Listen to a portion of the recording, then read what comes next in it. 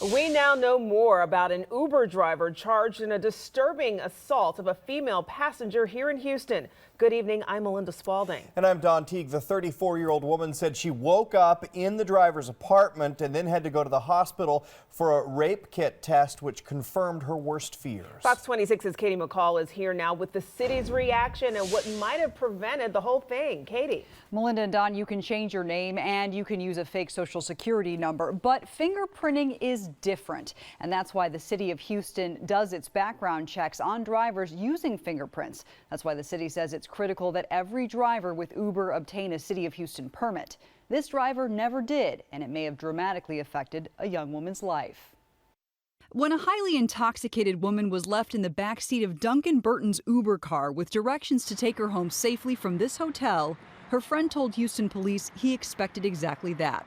She awoke alone, partially naked, in his apartment. She'd been sexually assaulted, even sodomized, by someone she did not remember.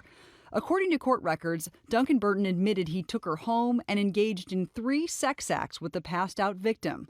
Burton said he couldn't find her home. Stories like his are why many Houstonians won't go solo in an Uber car.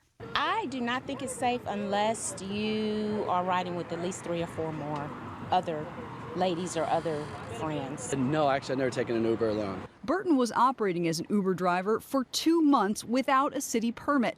No fingerprinting was done on him, as the city requires of all drivers. No comprehensive FBI database background check that the city says would have flagged him as unqualified right away and prevented a sexual assault on his passed-out passenger. That's why we have these regulations in place. The city says that one search would have revealed Burton's criminal history, the fact that he was still on probation and had recently served 14 years in federal prison for a drug conviction. Uber declined to discuss his criminal record, but claims its drivers are screened for a variety of crimes dating back 7 years. The company is now lobbying for passage of a Texas bill that would allow it to operate under state regulations without having to subject its drivers to fingerprinting. The company has even pulled out of San Antonio because that city insisted on it. Not all background checks are alike. In this case, commercial background checks will never be able to get the same access to information that the government database came. And unfortunately, what happened here in Houston is a horrible example of why you need very strenuous background checks. Now, there is a hearing in Austin on House Bill 2440, the bill that would loosen regulations for Uber, on Thursday. To read that and for Mayor Nice Parker's full statement on the Burton case, go to my Facebook page, Katie McCall, Fox 26.